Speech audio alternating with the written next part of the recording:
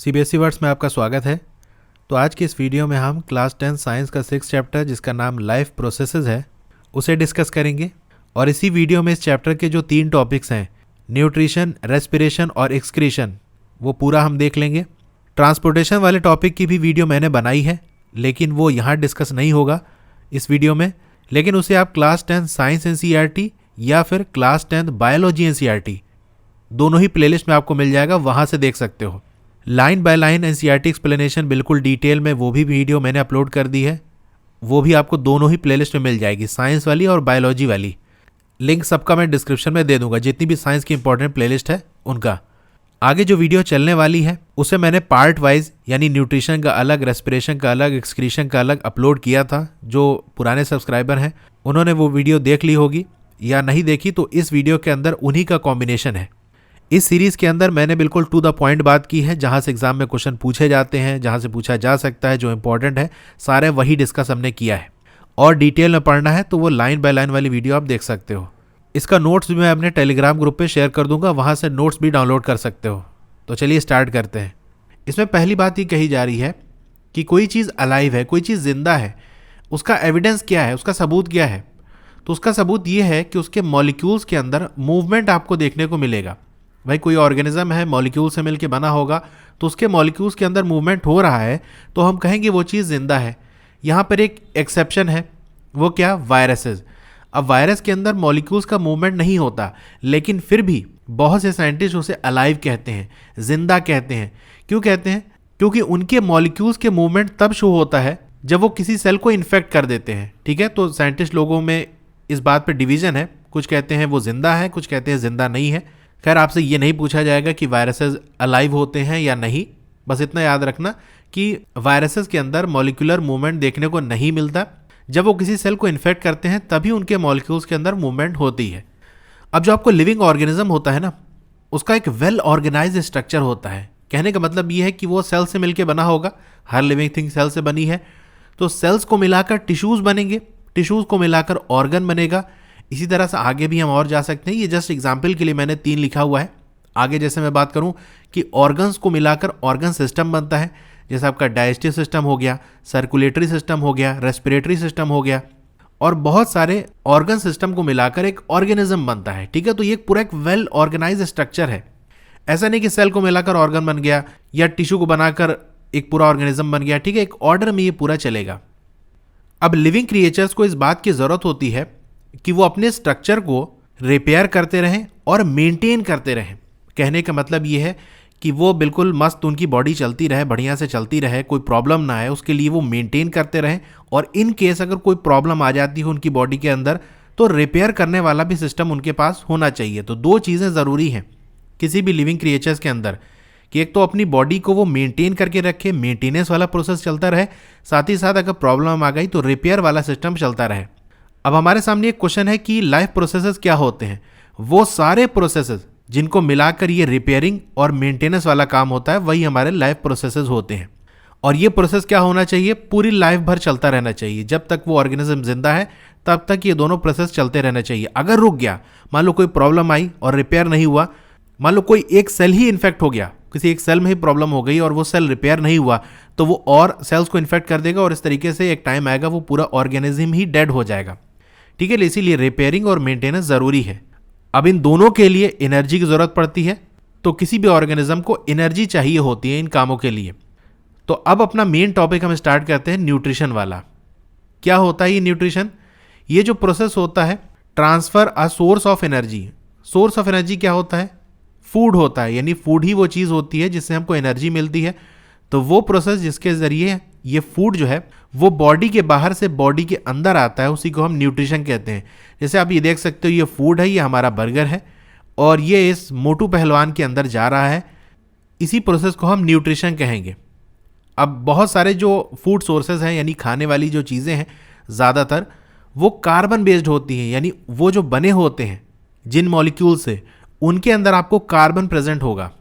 अब अलग अलग कार्बन सोर्सेज की जो कॉम्प्लेक्सिटी है वो अलग होती है, इसीलिए अलग अलग जो ऑर्गेनिज्म होते हैं उनका न्यूट्रिशन वाला प्रोसेस भी अलग होता है। जैसे मैं एग्जांपल लेकर बताऊं, CO2 कार्बन डाइऑक्साइड, ये भी क्या है? ये कार्बन बेस्ड मॉलिक्यूल है और C6H12O6 ये भी एक कार्बन बेस्ड मॉलिक्यूल है।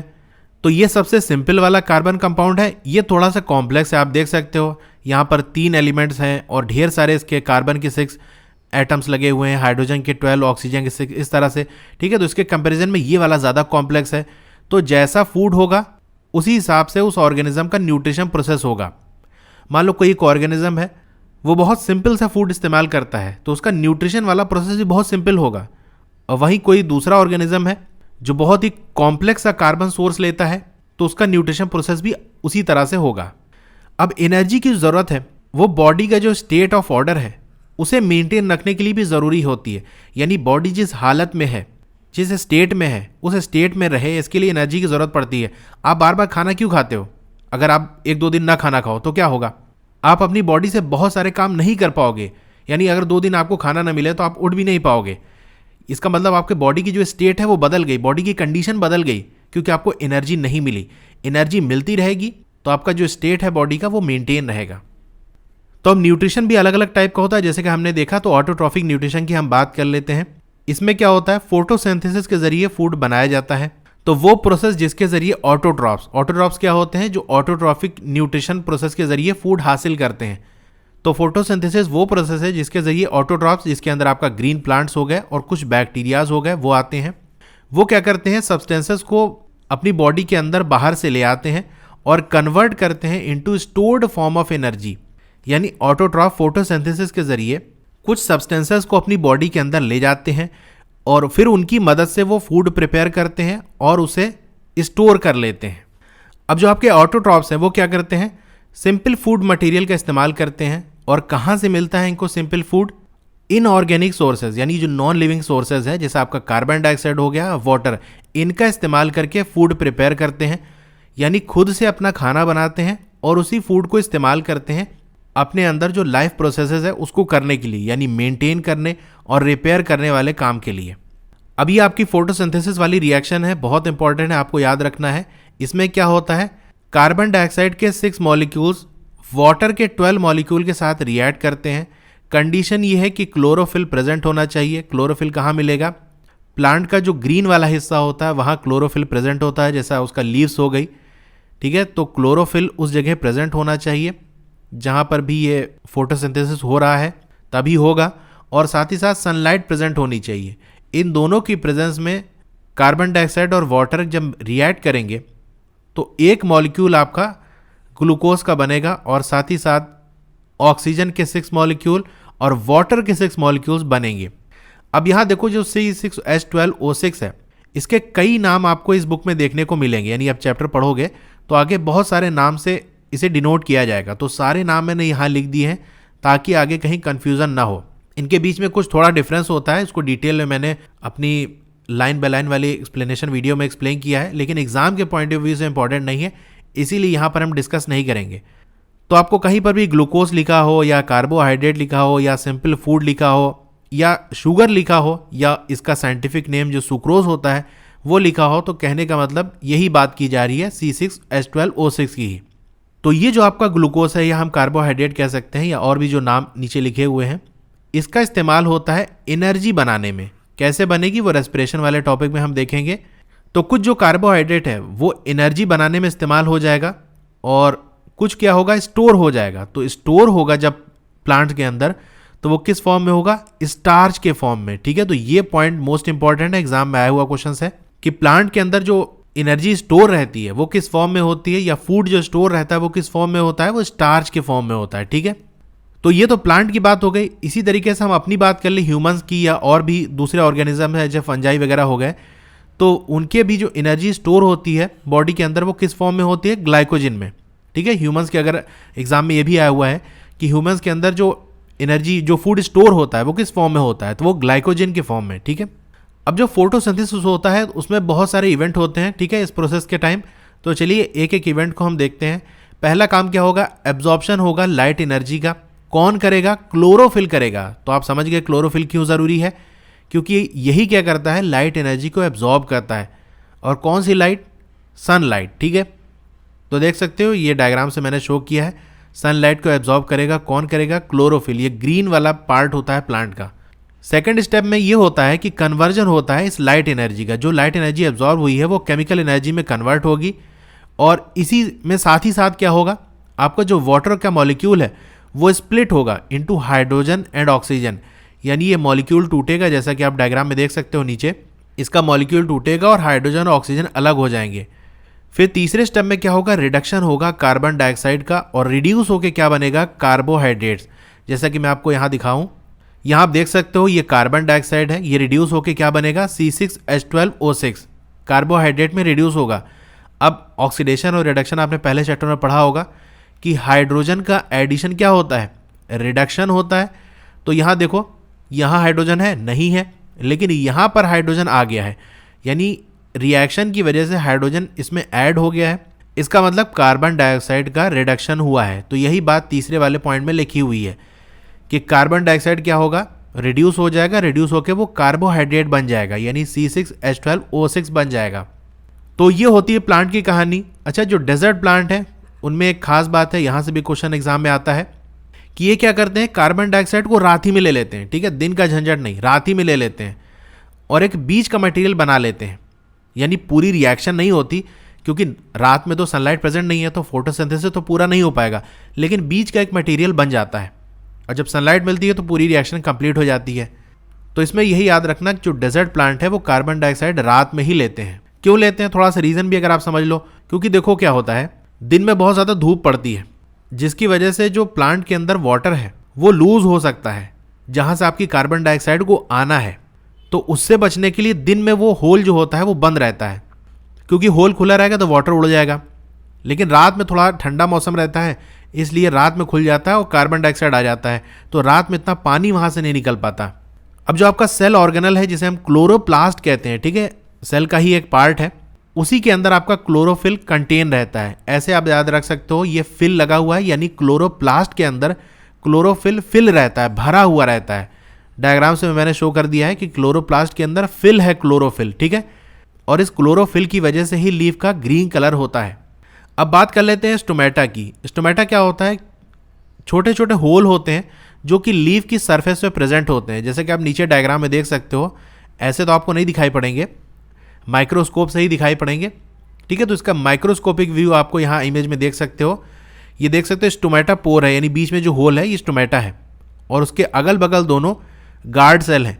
और जो ग्रीन डॉट देख रहे हो ये क्या है, आपका क्लोरोप्लास्ट है।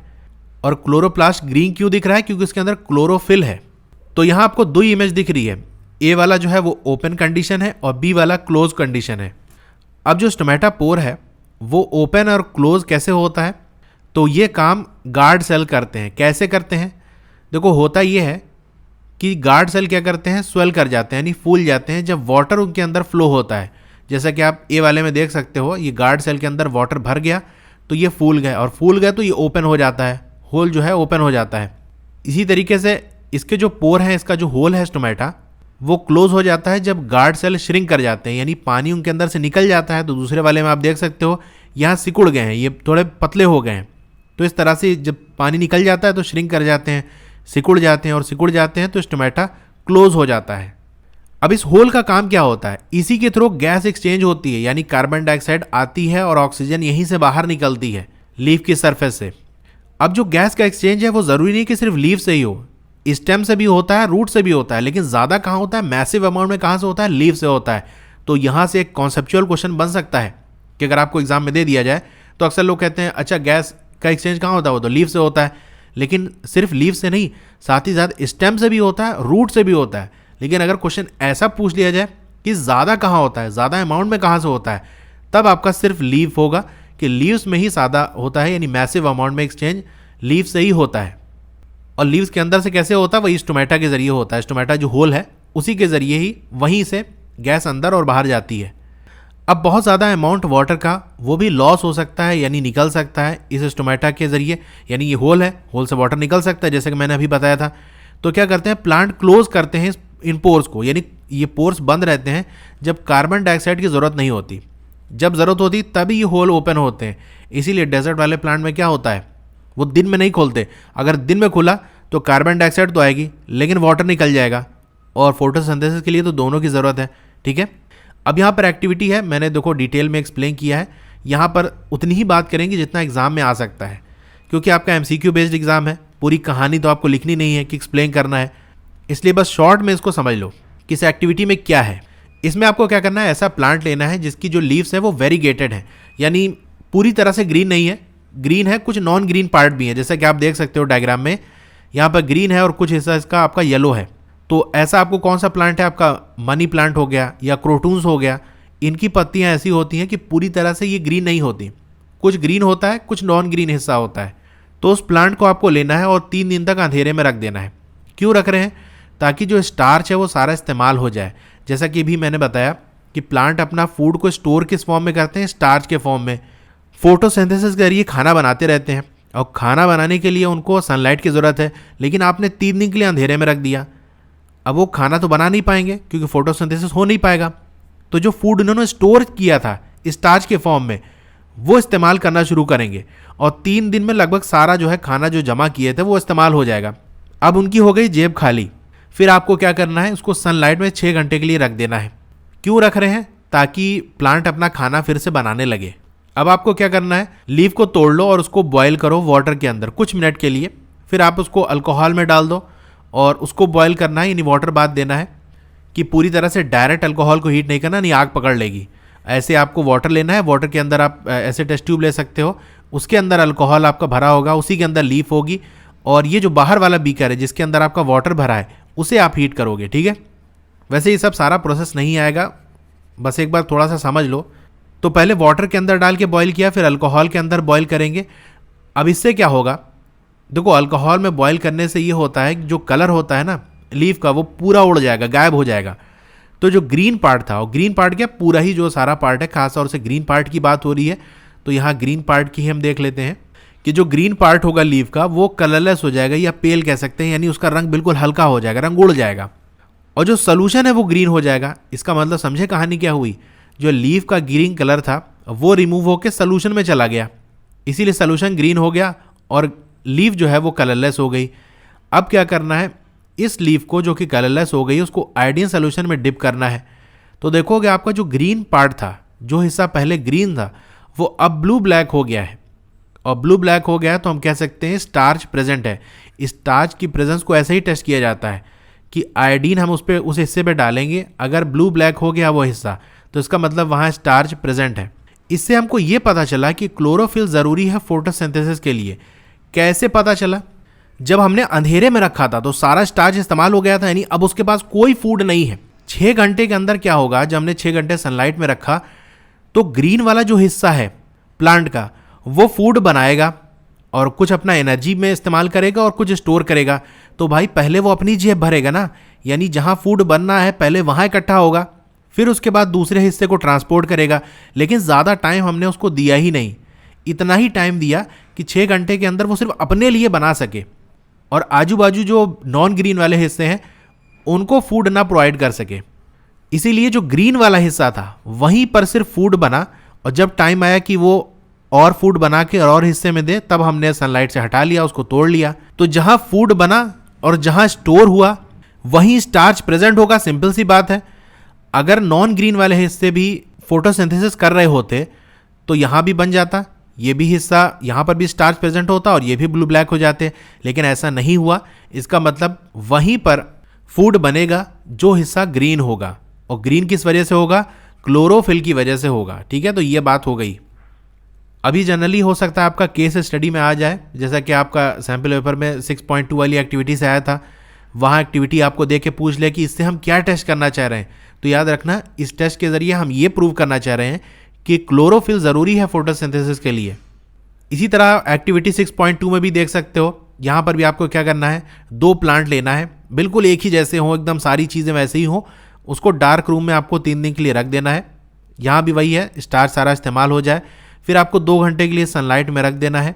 किस तरह से रखना है ये देख सकते हो, बेल जार के अंदर दोनों को बंद कर देना है। ठीक है, बस इस वाले के अंदर एक चीज़ एक्स्ट्रा डालना है, एक वॉच ग्लास लेना है, उसके अंदर पोटेशियम हाइड्रोक्साइड हो, और बाकी ए और बी वाले दोनों प्लांट के अंदर बिल्कुल वही है, दोनों को ही बेल जार से हम बंद कर रहे हैं, दोनों प्लांट एकदम एक ही जैसा है। तो ये जो आपका पोटेशियम हाइड्रोक्साइड है ये क्या करेगा, ये कार्बन डाइऑक्साइड को एब्जॉर्ब करता है, ठीक है, तो ये पॉइंट आप याद रखना कि कार्बन डाइऑक्साइड को एब्जॉर्ब करता है। बेल जार से हमने कवर कर दिया, अब बाहर से एयर तो नहीं आएगी, लेकिन यहाँ जो एयर प्रेजेंट है उसके अंदर कार्बन डाइऑक्साइड है, वो प्लांट इस्तेमाल कर सकता है। लेकिन इस एक्टिविटी में हम ये प्रूव करना चाह रहे हैं कि कार्बन डाइऑक्साइड फोटोसिंथेसिस के लिए ज़रूरी है, तो हमें दो कंडीशन बनानी पड़ेगी। एक प्लांट जिसको हम कार्बन डाइऑक्साइड देंगे और दूसरे को नहीं देंगे।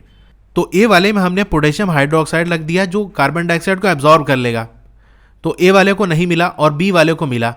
तो यही चीज़ आप देख लो, फिर वही वाला काम करेंगे जो भी हमने देखा था पिछली वाली एक्टिविटी में। स्टार्च टेस्ट करेंगे तो हमें ये पता चलेगा ए वाले के अंदर स्टार्च एब्सेंट होगा या बहुत कम आपको देखने को मिलेगा। थोड़ा बहुत कुछ जो कार्बन डाइऑक्साइड रह गया होगा वही उसको मिल जाएगा, तो थोड़ा बहुत कुछ फोटोसिंथेसिस हो जाएगा, अदरवाइज नहीं होगा।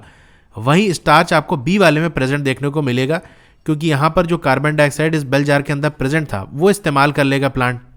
तो इससे ये हमको पता चलता है कि कार्बन डाइऑक्साइड फोटोसिंथेसिस के लिए ज़रूरी है।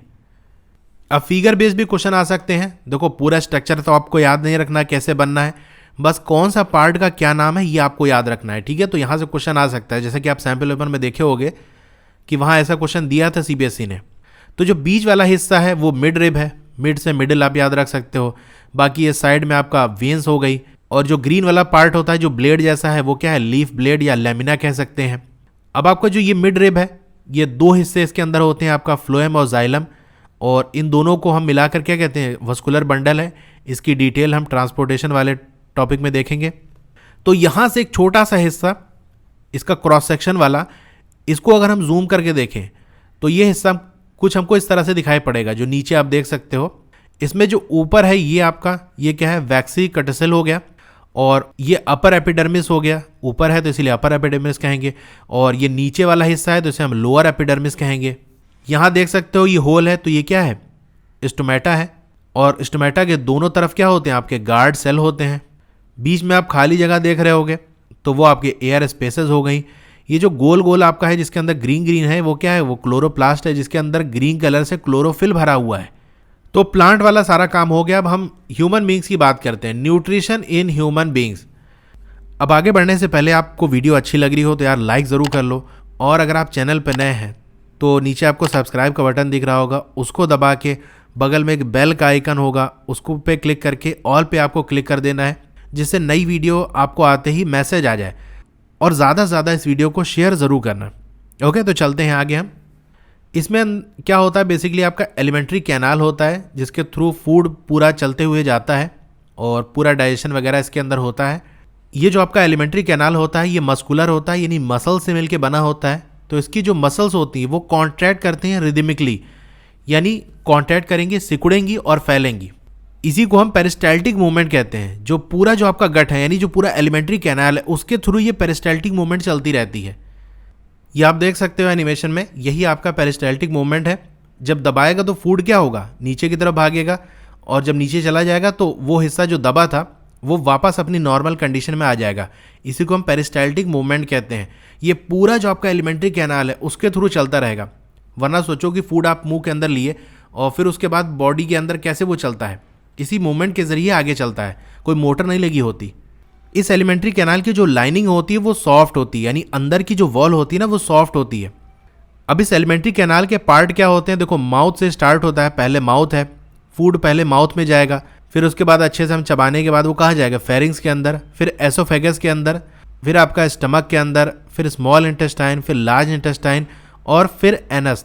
यहाँ आकर ये पूरा काम कंप्लीट हो जाता है। तो सारे एक एक पार्ट को और उसके क्या फंक्शन है उसे हम समझते हैं। तो पहले माउथ की बात कर लें, जिसे हम बकल कैविटी भी कहते हैं।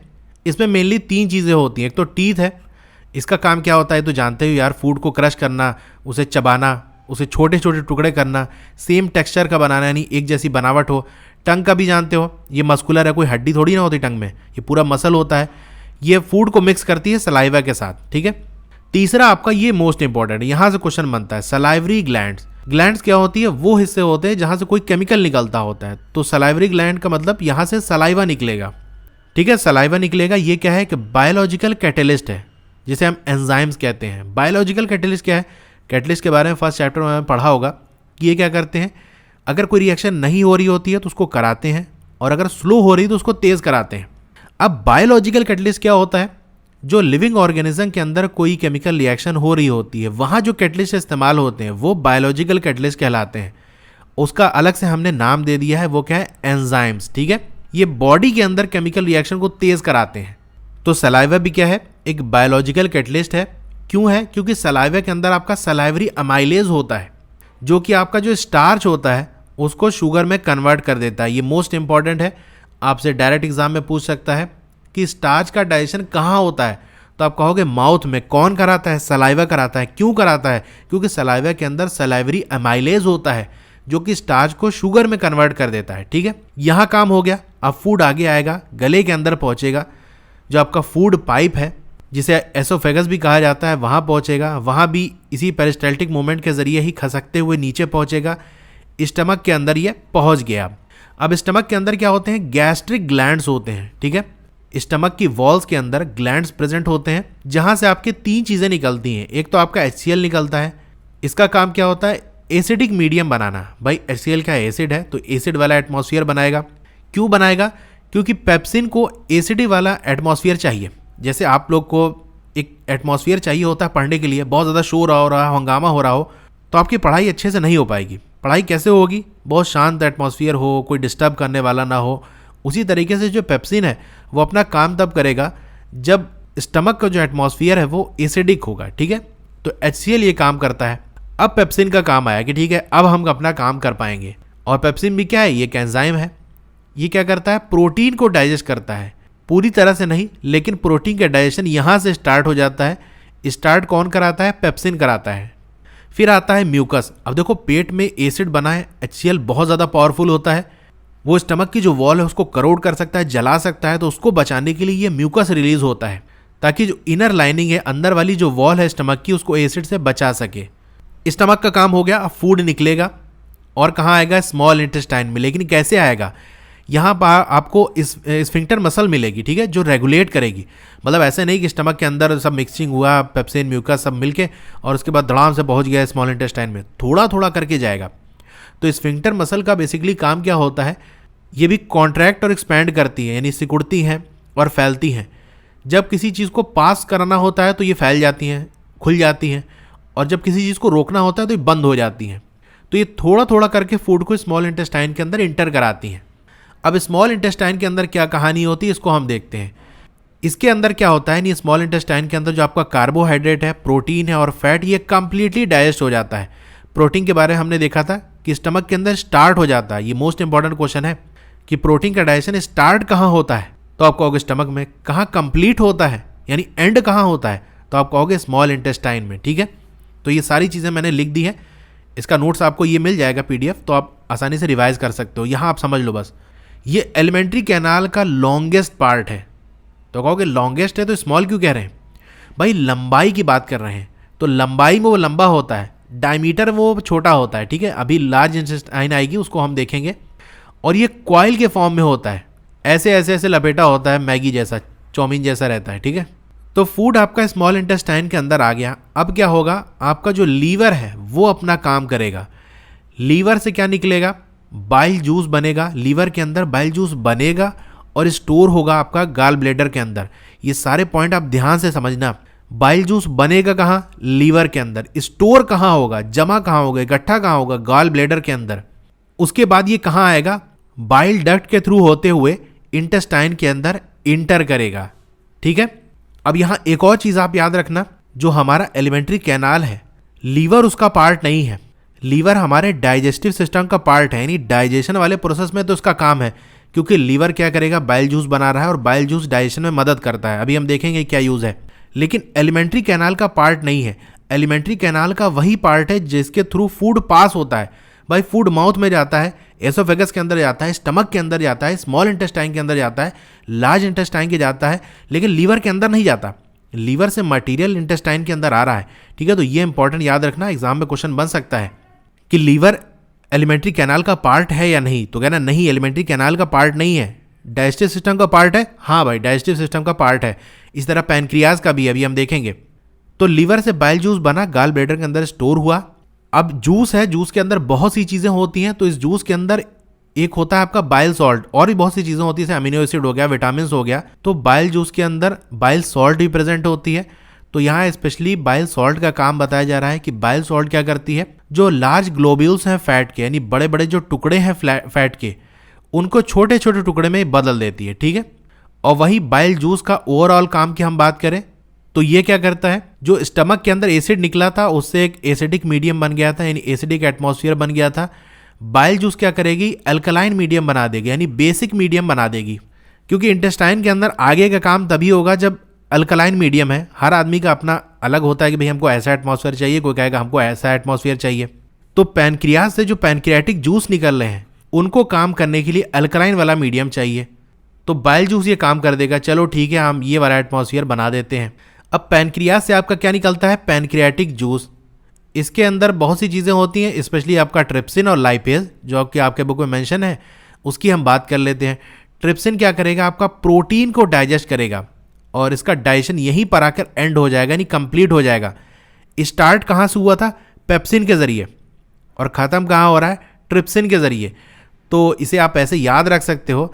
यहाँ देख सकते हो ये क्या है, सिन, सिन का मतलब पाप होता है, पी से पाप और पी से आपका प्रोटीन, ठीक है। तो याद रख सकते हो, एक पापी क्या करेगा, प्रोटीन का डाइजेशन को स्टार्ट करेगा, और दूसरा जो पापी है वो क्या करेगा, प्रोटीन के डाइजेशन को कंप्लीट करेगा। दोनों मिलके गंघोर पाप करेंगे। लेकिन हमें बहुत पाप हो गया यार। इतना समझो कि ट्रिप्सिन और पेप्सिन क्या कर रहे हैं, प्रोटीन का डाइजेशन करेंगे। पेप्सिन स्टार्ट करेगा, ट्रिप्सिन एंड करेगा। पेप्सिन स्टमक का है और ट्रिप्सिन आपका स्मॉल इंटेस्टाइन का है। लाइपेज क्या करेगा, ब्रेक डाउन करेगा इस इमल्सिफाइड फैट का। इमल्सिफाइड फैट क्या है, यही जो बड़े बड़े टुकड़े का छोटा टुकड़ा हुआ है ना, इसी को एमल्सिफिकेशन कहते हैं। और लाइपेज इसका ब्रेक डाउन करेगा। ब्रेक डाउन से मतलब क्या है, अभी तो हमने कहा बाइल सॉल्ट तो छोटे टुकड़े कर दिए, अब और छोटे करने की क्या जरूरत है। तो बाइल सॉल्ट क्या करेगा, फिजिकल डिवीजन करेगा, यानी फिजिकली वो जो टुकड़ा है उसको छोटे छोटे टुकड़े में बदलेगा। लेकिन लाइपेज उसके मॉलिक्यूल्स को ब्रेक डाउन करेगा, उसके मॉलिक्यूल्स को तोड़ेगा, उसकी बॉन्ड को तोड़ेगा। ये इंपॉर्टेंट है।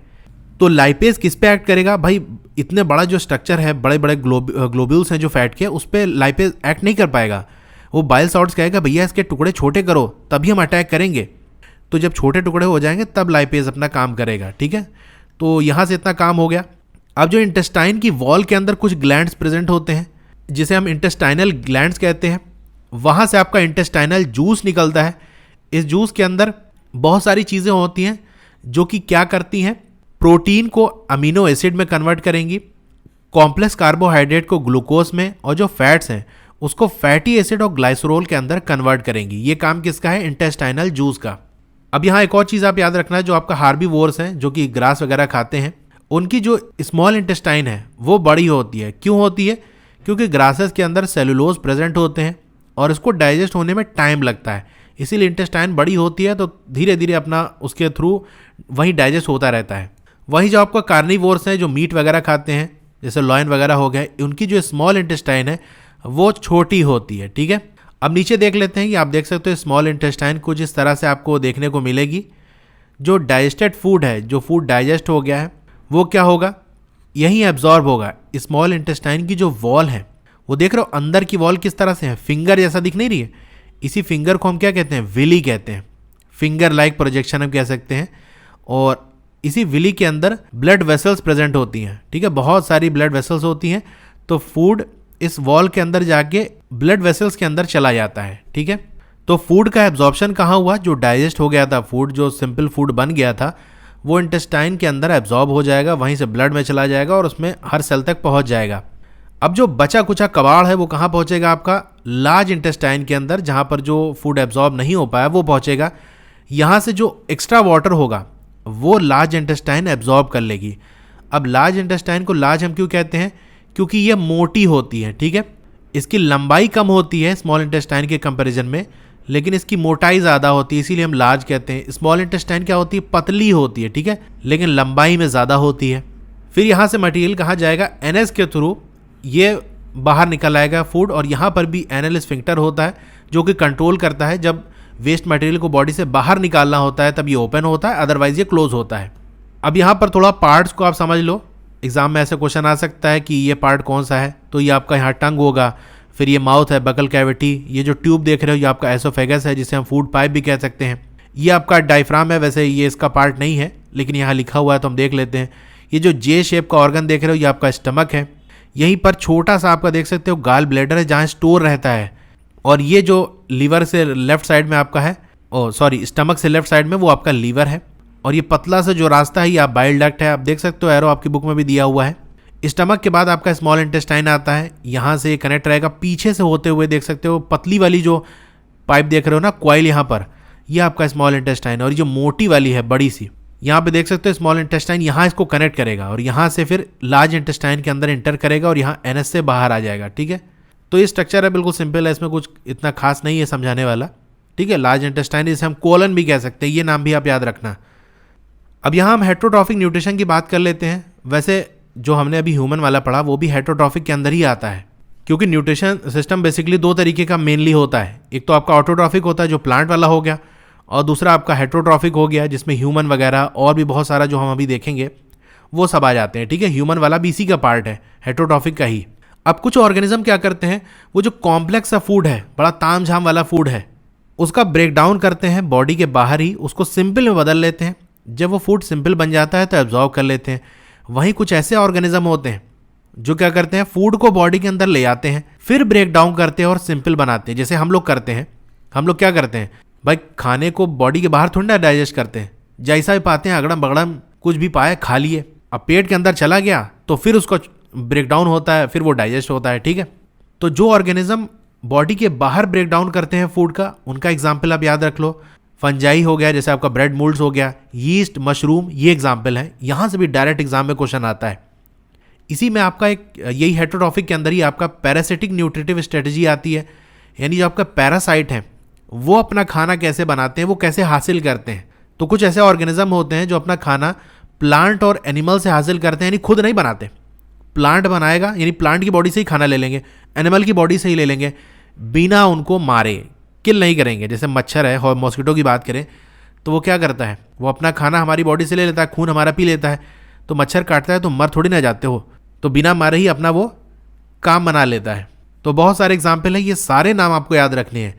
कस्कुटा हो गया, अमर बेल जिसे हम कहते हैं, टिक्स हो गया, लाइस हो गया जो सर की जूं होती है, लीचेस हो गया, जोंक जिसे हम कहते हैं, टेप वॉर्म हो गया, ये सब क्या करते हैं, किसी को मारते नहीं है, बस लूट लेते हैं खाना पीना, कुछ प्लांट से और कुछ एनिमल से। जैसे कस्कुटा की बात कर लें तो ये भी थोड़ा याद रखना कि ये क्या करते हैं, प्लांट से अपना खाना लेते हैं। अब जैसे सिंगल सेल ऑर्गेनिज्म की बात करें, यानी वो ऑर्गेनिज्म जो एक ही सेल से बने होते हैं, तो वो फूड कैसे हासिल करते हैं, वो अपनी पूरी सरफेस से कहीं से भी हासिल कर सकते हैं। ठीक है, सब ऐसा नहीं करते। जैसे एग्जाम्पल की बात करें, अमीबा क्या करता है, जहां पर भी खाना दिखता है, देखो लेफ्ट साइड में ये डायग्राम बना हुआ है, तो एक टेम्परेरी फिंगर लाइक एक्सटेंशन बनाते हैं, यानी फिंगर जैसा बनता है। जैसे ये आप देख सकते हो अमीबा है, ये फूड पार्टिकल है, यहाँ खाना दिखा तो अब क्या करेगा, यहाँ पर एक फिंगर जैसा बनाएगी, जैसे हम सूडोपोडिया कहते हैं, ये नाम याद रखना, सूडोपोडिया, या आपको दे दे फिंगर लाइक एक्सटेंशन, या आपसे कह ले फीट जैसा, मतलब पैर जैसा कुछ बनाते हैं, या हैंड जैसा कुछ बनाते हैं। ठीक है, तो देखने से जैसा लगा, देखो साइंटिस्ट को जैसा देखने में लगा वो वैसे नाम दे दिया। किसी को लगा फिंगर जैसा बनाते हैं, किसी को लगा वो हाथ जैसा बना रहा है, और ये देखो इसको कवर कर लेगा। ठीक है, फूड पार्टिकल को चारों तरफ से घेर लिया, तो अंदर का जो हिस्सा होगा उसे हम क्या कहेंगे, फूड वैक्यूल, और इस हिस्से के अंदर क्या होगा, डाइजेशन होगा। जैसे हम देखते हैं कि ये क्या करते हैं, देखो फिंगर जैसा बनाया इन्होंने, और उसके बाद उसी के अंदर फूड पार्टिकल को कवर कर लेते हैं और एक फूड वैक्यूल बना लेते हैं। खाली स्पेस होती है, उसके अंदर फूड फंसा होता है। इस फूड वैक्यूल के अंदर इस कॉम्प्लेक्स से सब्सटेंस को ब्रेक डाउन करते हैं, यानी भी बॉडी के अंदर नहीं ले गए हैं, बाहर ही बाहर ये काम कर लिए, और इसको सिंपल बना लेते हैं फूड को, और फिर इनके साइटोप्लाज्म के अंदर ये डिफ्यूज़ हो जाता है, यानी चला जाता है जब डाइजेस्ट हो जाता है। और जो डाइजेस्ट नहीं होता वो इस सरफेस से बाहर निकल आता है, सेल से निकल जाता है। ठीक है, इसी तरह से पैरामोसियम की बात करें, ये देखो ये भी सिंगल सेल ऑर्गेनिज्म है, यानी यूनिसेलुलर है, लेकिन इसका क्या होता है कि डेफिनेट शेप होता है, ये अपना शेप नहीं बदलते। अमीबा अपना शेप बदल लेता है, ये नहीं बदलते। इनको खाना दिखता है तो ये क्या करते हैं, इनका एक स्पेसिफिक स्पॉट होता है कि भैया यहीं से हमको खाना लेना है, यहीं पर हमारा मुंह है, यहीं पर खाना जाएगा। लेकिन अगर फूड उसको दूसरी जगह दिख गया, फॉर एग्जाम्पल जैसे ये है, इस तरह से कुछ स्ट्रक्चर होता है, और एक जगह होती है कि भाई यहीं से फूड जाएगा। अब फूड उसको दिख गया इधर, तो क्या करेगा, यहाँ पर ऐसे सीलिया होता है, यानी हेयर जैसा बना होता है, इसकी मदद से क्या करता है, फूड को आगे की तरफ धक्का देते देते देते यहाँ आकर जहाँ पर इसका माउथ है उसके ज़रिए ये अंदर चला जाता है। ठीक है, तो सीलिया जो हेयर लाइक स्ट्रक्चर होता है उसकी मदद से, और इसकी पूरी सरफेस पे होता है, उसकी मदद से फूड को उस जगह पहुंचा देता है जहां से ये फूड उसकी बॉडी के अंदर जाएगा। ठीक है, तो दोनों तरीके के हमने सिंगल सेल ऑर्गेनिज्म देख लिए। अमीबा जो कि अपना शेप को चेंज कर लेता है, कहीं भी खाना दिखा वहीं से चेंज करके अंदर ले लेगा। और पैरामीशियम की हम बात कर लें तो ये क्या करता है, खास जगह से ही फूड अंदर जाता है। तो ये हमारा न्यूट्रिशन वाला टॉपिक पूरा कंप्लीट हो गया। तो सबसे पहली चीज़ इसमें ये आती है कि रेस्पिरेशन होता क्या है। बिल्कुल सिंपल लैंग्वेज में अगर हम कहें तो जो आपका सिंपल फूड होता है, जिसे हम ग्लूकोज भी कहते हैं, उससे एनर्जी बनाने वाला प्रोसेस, या फूड से, या सिंपल फूड से या ग्लूकोज से एनर्जी निकालने वाला जो प्रोसेस होता है, वही हमारा रेस्पिरेशन कहलाता है। तो रेस्पिरेशन में सबसे पहला जो स्टेप होता है वो सारे ही ऑर्गेनिज्म में कॉमन होता है। वो क्या, कि आपका जो ग्लूकोज है उसका ब्रेकडाउन होगा और वो पायरुवेट में कन्वर्ट हो जाएगा। ठीक है, ये पहला स्टेप है जो सब में कॉमन होता है। अब पायरुवेट का जो फर्दर ब्रेकडाउन होता है और इसका जो मॉलिक्यूल टूटेगा वो कई तरीके से हो सकता है। मेनली अगर हम बात करें तो दो तरीका है, एक आपका एरोबिक रेस्पिरेशन है, दूसरा आपका एनारोबिक रेस्पिरेशन है। एरोबिक में क्या होता है, ये जो पायरुवेट है इसका ब्रेकडाउन ऑक्सीजन का इस्तेमाल होकर होता है। जैसा कि हम ह्यूमंस की बात कर लें तो हम क्या करते हैं, इस पायरुवेट का जो ब्रेकडाउन है उसको कराने के लिए ऑक्सीजन इस्तेमाल करते हैं। इसीलिए तो हम सांस लेते हैं, क्योंकि हमें ऑक्सीजन चाहिए होती है। वहीं कुछ ऐसे ऑर्गेनिजम्स होते हैं जो इस पायरुवेट का ब्रेकडाउन बिना ऑक्सीजन के इस्तेमाल करके करते हैं। जैसा कि एक ऑर्गेनिज्म है आपका यीस्ट। यीस्ट क्या है, एक यूनिसेलुलर ऑर्गेनिज्म है, यानी एक सेल का बना हुआ है। और ये ऑर्गेनिज्म जब फर्मेंटेशन करता है, फर्मेंटेशन क्या है, एक ऐसा प्रोसेस है जहाँ पर जो शुगर है उसको अल्कोहल में कन्वर्ट किया जाता है, यानी अल्कोहल बनाया जाता है, जिस प्रोसेस के जरिए उसे हम फर्मेंटेशन कहते हैं। तो यीस्ट जब फर्मेंटेशन वाला प्रोसेस करता है तो वहाँ पर उसको ऑक्सीजन की ज़रूरत नहीं पड़ती, यानी ऑक्सीजन का इस्तेमाल नहीं करता। तो दो तरीके के ऑर्गेनिज्म हो गए, एक वो जिनको रेस्पिरेशन के लिए ऑक्सीजन की ज़रूरत पड़ती है और एक वो जिनको ऑक्सीजन की ज़रूरत नहीं पड़ती। अब यहाँ पर देखो एक फ्लो डायग्राम है जो कि आपके एनसीईआरटी बुक में भी दिया है, मोस्ट इंपॉर्टेंट है, यहाँ से डायरेक्ट क्वेश्चन आ जाते हैं, इसको अच्छे से समझते हैं। तो देखो पहला स्टेप क्या होगा आपका, ग्लूकोज जो कि 6 कार्बन मॉलिक्यूल है, यानी इसके अंदर कितने कार्बन होते हैं, 6 कार्बन होते हैं, C6H12O6। इसका ब्रेकडाउन होगा, यानी ये मॉलिक्यूल टूटेगा और पायरुवेट बनेगा। यहाँ से पायरुवेट क्या है, 3 कार्बन मॉलिक्यूल, और साथ ही साथ एनर्जी भी रिलीज होगी। देखो एक चीज़ आप समझ लो, आगे भी आपको ये चीज़ें आएंगी कि जब भी कोई चीज़ बनती है तो उसके लिए आपको एनर्जी देनी पड़ती है, और कोई चीज़ का ब्रेकडाउन होता है तो उसके लिए एनर्जी क्या होती है, फिर रिलीज होती है। तो यहाँ पर मॉलिक्यूल टूट रहा है, इसका मतलब एनर्जी रिलीज होगी, तो यहाँ देख रहे हो एनर्जी निकलेगी। ये सारी चीज़ें कहाँ होती है, देखो सेल की बात करें तो ये जैसे हमारा सेल है, तो सेल में बहुत सी चीज़ें होती हैं, जैसे आपका न्यूक्लियस हो गया और माइटोकॉन्ड्रियाज हो गए, इस तरह और भी चीज़ें होती हैं। उनमें से एक होता है आपका साइटोप्लाज्म। तो जो बीच में एक तरह से स्पेस में जो भरा हुआ फ्लूइड होता है वही हमारा क्या होता है, साइटोप्लाज्म। तो साइटोप्लाज्म क्या होता है, सेल के अंदर ही प्रेजेंट रहता है, सेल का ही एक पार्ट है। तो अगर आपसे पूछा जाए कि ग्लूकोज पायरुवेट में जो टूटता है वो कहाँ पर होता है, सेल के किस हिस्से में, तो आप कहोगे साइटोप्लाज्म के अंदर। ठीक है, इतनी बात हो गई। अब पायरुवेट का जो फर्दर ब्रेकडाउन है वो 3 तरीके से होता है। पहला तरीका ये कि जहाँ पर ऑक्सीजन प्रेजेंट नहीं रहती, बिना ऑक्सीजन के इस्तेमाल किए, जैसे कि हमने देखा था यीस्ट एक ऑर्गेनिज्म है जो करता है। अब यीस्ट क्या है, एक सेल का बना हुआ है, लेकिन अगर पूछा जाए यीस्ट में कहाँ पर, यीस्ट के जो बॉडी है उसके किस हिस्से में ये पायरुवेट का ब्रेकडाउन होता है, तो आप कहोगे साइटोप्लाज्म के अंदर। तो एग्जाम में क्वेश्चन आ सकता है, ऑप्शन में दे सकता है, यीस्ट ना दे के आपको सेल के पार्ट ही दे देगा, साइटोप्लाज्म दे दिया, माइटोकॉन्ड्रिया दे दिया, न्यूक्लियस दे दिया, इस तरह ऑप्शन में दे दिया। अब आपके बुक में तो सिर्फ यीस्ट लिखा हुआ है, एग्जाम्पलर में एक ऐसा क्वेश्चन है जहां पर ये साइटोप्लाज्म दिया था, वहां यीस्ट नहीं दिया था। अब जिसने सिर्फ एनसीईआरटी पढ़ी है उसके लिए कंफ्यूजन हो जाएगा। ठीक है, तो एग्जाम्पलर से भी मैंने यहाँ पर चीज़ें ली हैं ताकि थोड़ा सा बाहर से भी है और आता है, एग्जाम्पलर से भी क्वेश्चन आता है, इसलिए मैंने यहाँ वहाँ की भी इंपॉर्टेंट चीज़ें यहाँ कंसीडर कर दी। ठीक है, तो ये बात याद रखना कि यीस्ट ऐसा करता है, ऑक्सीजन का इस्तेमाल नहीं करता। यीस्ट में भी कहाँ पर, उसकी बॉडी में कहाँ पर, साइटोप्लाज्म के अंदर। तो ये जो पायरुवेट है इसका ब्रेकडाउन होकर क्या बनेगा, इथेनॉल बनेगा, जो कि 2 कार्बन मॉलिक्यूल है, और कार्बन डाइऑक्साइड बनेगी और एनर्जी रिलीज होगी। अब यहाँ पर जो एनर्जी रिलीज होगी वो बहुत थोड़ी सी होती है। दूसरा, इस पायरुवेट का ब्रेकडाउन ऑक्सीजन की प्रेजेंस में होता है, यानी अब ऑक्सीजन यहाँ पर यूज होगा, तब क्या प्रोडक्ट बनेगा, तब कार्बन डाइऑक्साइड बनेगा, वाटर बनेगा और एनर्जी निकलेगी, और ये जो एनर्जी होगी ये ज़्यादा होगी। तो ये बात याद रखना कि जब ऑक्सीजन का इस्तेमाल होकर पायरुवेट का ब्रेकडाउन होगा या कह सकते हैं रेस्पिरेशन होगा तो वहां पर एनर्जी ज़्यादा निकलेगी। और ये पायरुवेट का ब्रेकडाउन ऑक्सीजन की प्रेजेंस में होता कहाँ है, तो वो होता है माइटोकॉन्ड्रिया के अंदर। ये याद रखना, क्योंकि यहाँ से भी आपको क्वेश्चन आ सकता है कि ऑक्सीजन के प्रेजेंस में ब्रेकडाउन कहाँ होता है, साइटोप्लाज्म में होता है, माइटोकॉन्ड्रिया के अंदर होता है। ठीक है, इस तरह दे सकता है, तो आप क्या लगाओगे, माइटोकॉन्ड्रिया के अंदर।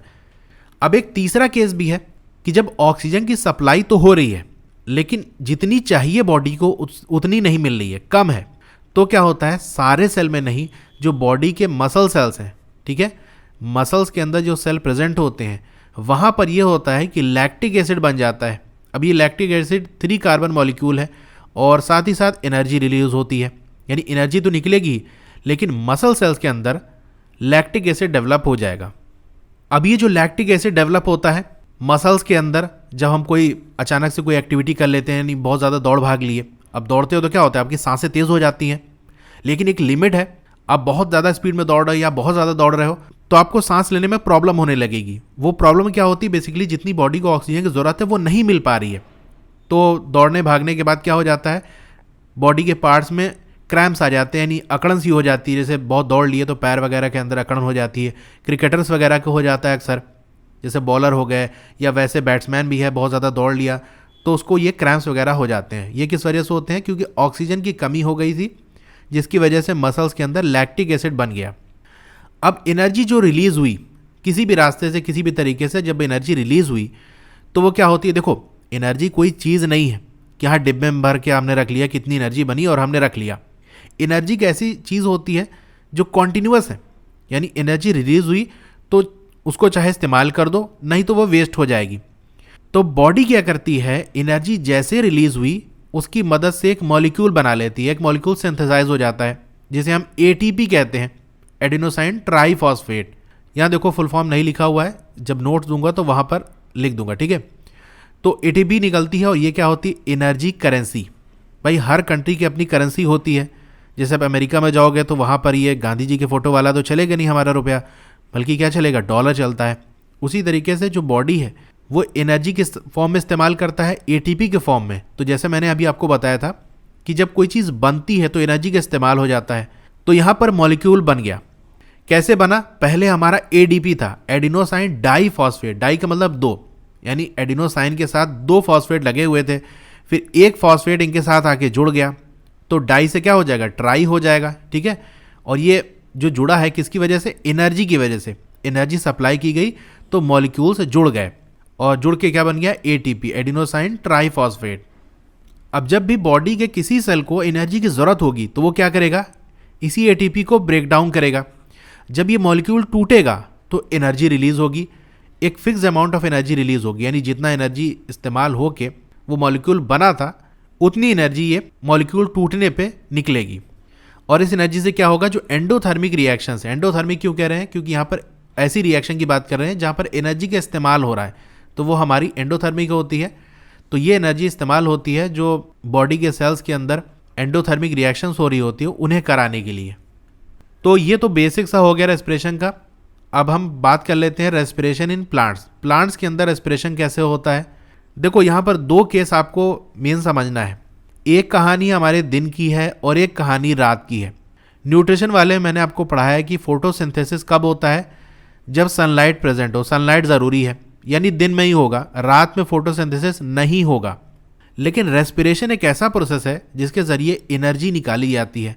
अब एनर्जी की ज़रूरत प्लांट को हर वक्त है, चाहे दिन हो या रात। तो रेस्पिरेशन दिन और रात दोनों होगा, लेकिन फोटोसिंथेसिस सिर्फ दिन में होगा। तो देखो यही कहानी है। अब इसको समझते हैं कि ये क्या बना है। तो फोटोसिंथेसिस के लिए कार्बन डाइऑक्साइड की ज़रूरत पड़ती है। अच्छा, ये डायग्राम तो चलिए बना हुआ है, इसको मैं अलग से बनाकर आपको समझाता हूँ, ज़्यादा क्लियर होगा। तो बात हो रही है जैसे दिन में क्या होगा, आपका फोटोसिंथेसिस होगा। फोटोसिंथेसिस के लिए किस चीज़ की ज़रूरत है, कार्बन डाइऑक्साइड की, ठीक है। तो कार्बन डाइऑक्साइड गया, क्या रिलीज़ होगा, ऑक्सीजन रिलीज़ होगा, ठीक है। साथ ही साथ दिन में रेस्पिरेशन भी तो होना है। रेस्पिरेशन के लिए किस चीज़ की ज़रूरत पड़ती है, ऑक्सीजन की ज़रूरत पड़ती है।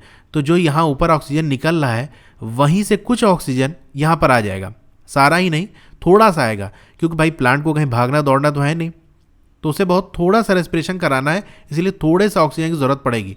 इसीलिए देखो यहाँ पर मैंने मोटी लाइन से शो किया है जितना ऑक्सीजन यहाँ पर निकल रही है, और यहाँ पतली लाइन का इस्तेमाल किया है कि पूरी ऑक्सीजन नहीं, थोड़ा सा ऑक्सीजन रेस्पिरेशन में इस्तेमाल होगा। अब रेस्पिरेशन के बाद प्रोडक्ट क्या निकलता है आपका, कार्बन डाइऑक्साइड निकलता है। ऑक्सीजन थोड़ा इस्तेमाल हुई थी, कार्बन डाइऑक्साइड भी थोड़ी सी निकलेगी। अब देखो फोटोसिंथेसिस के लिए कार्बन डाइऑक्साइड ज़रूरत है, तो भाई यहाँ से रेस्पिरेशन से जो निकल रही है वो इन्वायरमेंट में ना जाके यही इस्तेमाल हो जाए फोटोसिंथेसिस में। ठीक है, तो ये चीज़ है, देखो यही चीज़ यहाँ पर डायग्राम में आपके बनी हुई है कि कार्बन डाइऑक्साइड गई, ऑक्सीजन निकला, थोड़ा सा ऑक्सीजन यहाँ से आकर रेस्पिरेशन में इस्तेमाल हुआ, थोड़ा सा कार्बन डाइऑक्साइड निकला और वापस ये फोटोसिंथेसिस में इस्तेमाल हो गया। तो अगर मैं आपसे पूछूं ओवरऑल क्या निकल रहा है, इन्वायरमेंट में क्या चीज़ रिलीज हो रही है, तो आप कहोगे ऑक्सीजन ही निकल रही है, क्योंकि कार्बन डाइऑक्साइड तो रेस्पिरेशन से जो निकल रही थी वो वापस इस्तेमाल हो गई। तो यहाँ याद रखना ऑक्सीजन रिलीज क्या है, मेजर इवेंट डे टाइम में हो रहा है, यानी मेनली क्या चीज़ रिलीज हो रहा है दिन में, तो वो है ऑक्सीजन। वहीं रात की बात करें तो देखो ऑक्सीजन का इस्तेमाल होगा, रेस्पिरेशन होगा और कार्बन डाइऑक्साइड रिलीज होगा। तो रात के time CO2 elimination is the major exchange activity going on. तो रात में सबसे ज़्यादा क्या निकल रहा होता है, कार्बन डाइऑक्साइड रिलीज हो रहा होता है। अभी जो कार्बन डाइऑक्साइड और ऑक्सीजन का एक्सचेंज है वो डिफ्यूज़न के ज़रिए होता है, यानी इन्वायरमेंट में ऑक्सीजन ज़्यादा है और प्लांट के अंदर कम है, तो इन्वायरमेंट से ऑक्सीजन प्लांट के अंदर चला जाएगा। प्लांट के अंदर जब कार्बन डाइऑक्साइड ज़्यादा हो जाएगा, इन्वायरमेंट में कम, तो इन्वायरमेंट के अंदर ये रिलीज़ हो जाएगा। ठीक है, इस तरह से ये चलता है, जहाँ पर ज़्यादा है वहाँ से कम की तरफ, हायर कंसंट्रेशन से लोअर कंसंट्रेशन की तरफ, यही हमारा डिफ्यूज़न है। अब बात कर लेते हैं रेस्पिरेशन इन एक्वेटिक ऑर्गेनिज्म, वो ऑर्गेनिज्म जो पानी में रहते हैं, खास तौर से जैसे हमारा फिश हो गई। फिशेस की बात कर लें तो ये क्या करती हैं, ये वाटर को माउथ से अपने बॉडी के अंदर ले जाती हैं और गिल से पास कराती है, यानी मुंह के ज़रिए पानी अंदर गया, फिर मुंह बंद हो जाता है और पानी कहाँ से निकलता है, गिल से। जैसे कि आप डायग्राम में देख सकते हो, वाटर ऐसे अंदर गया और गिल से बाहर हो गया। अब गिल्स में क्या होती हैं, ब्लड वेसल्स होती हैं, तो पानी के अंदर जो डिजॉल्व्ड ऑक्सीजन होती है वो इस गिल्स के थ्रू ब्लड के अंदर चली जाती है, और इस तरह से फिश को रेस्पिरेशन के लिए जो ऑक्सीजन की ज़रूरत है वो ऐसे ही मिलता है कि वाटर के अंदर जो डिजॉल्व्ड ऑक्सीजन होती है वही इनको मिलती है। अब जो डिजॉल्व्ड ऑक्सीजन होती है वाटर के अंदर वो बहुत कम होती है, इसीलिए इनका ब्रीदिंग रेट क्या होता है, फास्टर होता है, यानी एक बार में थोड़ी सी ऑक्सीजन इनको मिल पाएगी, इसलिए जल्दी जल्दी सांस लेना पड़ेगा इनको ताकि ऑक्सीजन की ज़रूरत को पूरा किया जा सके। ठीक है, तो बस इसमें इतना ही था काम का। आगे बात करते हैं रेस्पिरेशन इन टेरेस्ट्रियल ऑर्गेनिज्म, यानी वो ऑर्गेनिज्म जो ज़मीन पे रहते हैं। अब देखो ऑक्सीजन को कहाँ पर जाना है, ब्लड के अंदर जाना है, क्योंकि ब्लड बॉडी के हर जगह फ्लो हो रहा है। अगर ब्लड के अंदर ऑक्सीजन पहुँच जाएगा तो उसके ज़रिए बॉडी के हर सेल तक पहुँच जाएगा। अब ब्लड ऐसे हवा में तो तैर नहीं रहा होगा, किसी ब्लड वेसल्स के अंदर फ्लो कर रहा होगा, यानी एक पाइप होगा, ट्यूब होगा जिसके अंदर ब्लड फ्लो कर रहा होगा। तो ऑक्सीजन को उस वॉल को पार करके जाना होगा। दूसरी बात, ऑक्सीजन जहाँ पर बॉडी के अंदर जाएगी, अब ऐसा तो है नहीं कि हम सांस लिए और बॉडी के अंदर पूरा फैल गई ऑक्सीजन, किसी एक जगह कलेक्ट होती है। जैसे अपनी बात करें तो हमारे ऑक्सीजन कहाँ जाती है, लंग्स के अंदर जाती है, तो लंग्स की भी अपनी वॉल है, उसको भी ऑक्सीजन को पार करना पड़ेगा। तो दो लेयर है, दो वॉल्स है जिसको इस ऑक्सीजन को पार करना होगा, एक तो लंग्स वाली और दूसरा ब्लड वेसल वाली। तो ये जो लेयर होगी जितनी पतली होगी उतनी ही आसानी से गैस आर पार जा सकती है। तो यही चीज़ आपको यहाँ याद रखनी है। ये रेड कलर से मैंने क्या शो किया है, वो सरफेस है जिसके थ्रू ये गैसेज एक्सचेंज होती है, यानी कार्बन डाइऑक्साइड ऑक्सीजन। ये सरफेस कैसी होनी चाहिए, बहुत ही फाइन, यानी बहुत थिन, बहुत पतली होनी चाहिए ताकि आसानी से गैसेज आर पार जा सकें। अब कोई चीज़ बहुत पतली होगी तो वो क्या होगी, बहुत ज़्यादा डेलिकेट होगी, यानी नाजुक भी होगी। अब कोई चीज़ ज़्यादा नाजुक है तो भाई बॉडी के अगर बाहर होगी तो ज़रा से भी चोट लगी तो वहाँ डैमेज हो जाएगी, इसलिए वो क्या होती है, बॉडी के अंदर होती है। ठीक है, इनसाइड द बॉडी। जैसे हमारी बात करें तो हम लोग ह्यूमंस के अंदर क्या होता है, लंग्स के अंदर ये गैसेस का एक्सचेंज होता है, और लंग्स क्या होता है, हमारे बॉडी के अंदर होता है। वो भी किस तरह से होता है, देखो आगे रिब्स होती हैं, हमारी पसलियाँ होती हैं, ताकि उसको बचाया जा सके, कोई डैमेज ना हो पाए। ठीक है, अब रेस्पिरेशन इन ह्यूमन बींग्स वाले टॉपिक को हम अच्छे से समझते हैं। तो सबसे पहले क्या होगा, एयर रिच इन ऑक्सीजन। देखो जो हम सांस लेते हैं तो हम एयर ले जाते हैं, ठीक है, ऐसी एयर होती है जो ऑक्सीजन रिच होती है, यानी अच्छे खासे अमाउंट में वहाँ ऑक्सीजन प्रेजेंट रहती है। तो सबसे पहले एयर किस ज़रिए से बॉडी में जाएगी, आपका नॉस्ट्रिल हो गया, यानी आपका नोज़ भी कह सकते हो, तो चाहे नाक के ज़रिए या माउथ के ज़रिए, दोनों तरीके से आप सांस ले सकते हो। तो पहले वहाँ जाएगी, फिर आपका जाएगी फेरिंग्स के अंदर, फिर आप जाएगी लेरिंग्स के अंदर, उसके बाद आपका ट्रैकिया या विंड पाइप कहते हैं उसके अंदर जाएगी, फिर ब्रोंकाई के अंदर, फिर ब्रोंकियोल्स के अंदर, फिर एल्वलाई के अंदर। ये फ्लो डायग्राम आप याद रखना, ऐसे यहाँ से क्वेश्चन आ सकता है। ऐसा भी हो सकता है कि आपको ये फेरिंग्स, लेरिंग्स, ट्रैकिया वगैरह ना दे, नॉस्ट्रिल दे दे, उसके बाद डायरेक्ट थ्रोट दे दे। तो थ्रोट में ये सारी चीज़ यानी आपका जो गला है उसके अंदर ये सारी चीज़ें आ जाती हैं, ठीक है, फेरिंग्स, लेरिंग्स, ट्रैकिया। और जो आपका लंग्स वाला हिस्सा है उसके अंदर ये चीज़ें आ जाती हैं, ब्रोंकाई, ब्रोंकियोल्स और एल्वेलाई, ठीक है।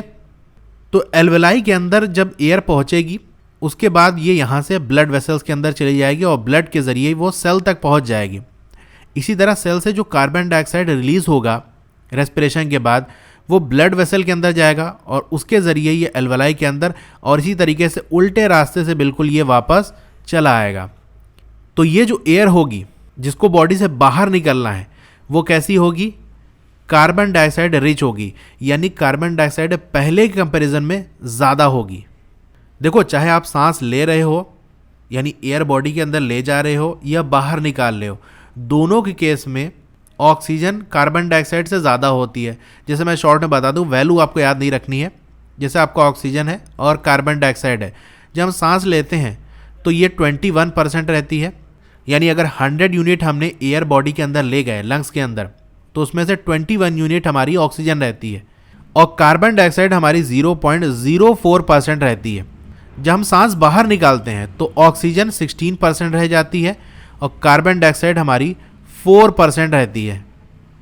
अब कुछ पार्ट को हम थोड़ा अच्छे से समझ लेते हैं। जैसे हम नोज़ की बात कर लें तो आपका ये नॉस्ट्रिल होता है, जो नोज़ का होल होता है ना, उसे हम नॉस्ट्रिल कहते हैं, और अंदर जो पूरा रास्ता गया होता है उसे हम नेज़ल पैसेज कहते हैं। इसके अंदर क्या होता है? फाइन हेयर्स होते हैं। इन हेयर्स का काम क्या होता है? ये एयर को फिल्टर करते हैं ताकि कोई भी हार्मफुल चीज़ नाक के ज़रिए वो लंग्स के अंदर ना जाए। जैसे कीड़ा वगैरह है तो वो फंस जाए, या और भी कोई चीज़ है तो वो इसी नाक के जो हेयर्स हैं उसी के अंदर फंस जाए। और साथ ही साथ इसके अंदर नेज़ल पैसेज के अंदर आपका म्यूकस प्रेजेंट होता है, यानी एक चिपचिपी सी चीज़ होती है जो नाक के अंदर प्रेजेंट रहती है। ये भी क्या करती है? एयर को फिल्टर करती है। अब जैसे मान लो बहुत छोटा पार्टिकल है जैसे डस्ट का, धूल का, अब वो हेयर के अंदर तो जनरली नहीं फंसेगा, तो वो क्या होता है? इसी म्यूकस के अंदर जाके चिपक जाता है। इस तरह से प्योर एयर हमारे लंग्स तक पहुंच पाती है। अब जो हमारा थ्रोट होता है, जो हमारा गला होता है, उसमें क्या होता है? एक पाइप टाइप का होता है ये पूरा, जिसके ज़रिए एयर अंदर जाती है। अब ये पाइप हमारा फ्लेक्सिबल टाइप का होता है, यानी दबाओ तो दब जाएगा, फैलाओ तो फैल जाएगा, थोड़ा सा मुड़ जाएगा। तो इस पाइप को सपोर्ट करने के लिए रिंग्स ऑफ कार्टिलेज होती है। कार्टिलेज क्या होती है? सॉफ्ट बोन्स को हम कार्टिलेज कहते हैं। तो इसको पकड़ी रहती है। देखो रेड कलर से जो मैंने बनाया है रिंग टाइप का, यही हमारी रिंग्स ऑफ कार्टिलेज है। ये क्या करती है? इस पाइप को सपोर्ट करती है ताकि जो एयर पैसेज है जिसके थ्रू एयर पास होनी है वो कोलैप्स ना करने पाए। कोलैप्स का मतलब क्या है? ये देख रहे हो, ऐसे चिपक जाए। क्योंकि जब होता क्या है ना, जब हम सांस अंदर लेते हैं तो यहाँ से एयर नीचे की तरफ चली जाती है लंग्स के अंदर हमारे, तो कुछ देर के लिए ये हमारा एरिया खाली हो जाता है। और अगर एयर यहाँ से निकल जाएगी तो बाहर का प्रेशर इतना ज़्यादा होता है कि इसे दबा देगा। देख रहे हो यहाँ से ऐसे दब गया, ठीक है। इसका पूरा मैकेनिज्म मैंने डिटेल वाली वीडियो में समझाया है। वैसे एग्जाम के लिए इतना इंपॉर्टेंट नहीं है, बस इतना याद रखना है कि जो रिंग ऑफ कार्टिलेज है वो थ्रोट के अंदर प्रेजेंट रहती है, या अगर थ्रोट ना लिखा हो, आपका ट्रैकिया लिखा हो या आपका विंड पाइप लिखा हो, तो भी वही बात है कि यहाँ पर प्रेजेंट रहती है, जो कि सपोर्ट करती है ताकि ये जो एयर पैसेज है वो कोलैप्स न करने पाए, ऐसे बंद ना हो जाए। अब यहाँ राइट साइड में डायग्राम है, थोड़ा सा इसको समझ लेते हैं हम। देखो नेज़ल पैसेज है अंदर, ये माउथ कैविटी है, चाहे नाक से लो या मुंह से सांस लो, ये जाएगी कहाँ पर? सबसे पहले ऊपर आपको फेरिंग्स मिलेगा, फिर उसके नीचे आपका लैरिंग्स मिलेगा। लैरिंग्स क्या है?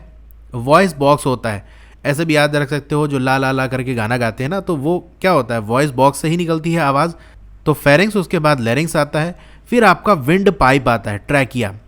तो ट्रैकिया के अंदर एयर जाएगी और यहाँ पर देख सकते हो रिंग ऑफ कार्टिलेज प्रेजेंट होती है जो सपोर्ट करती है इसको।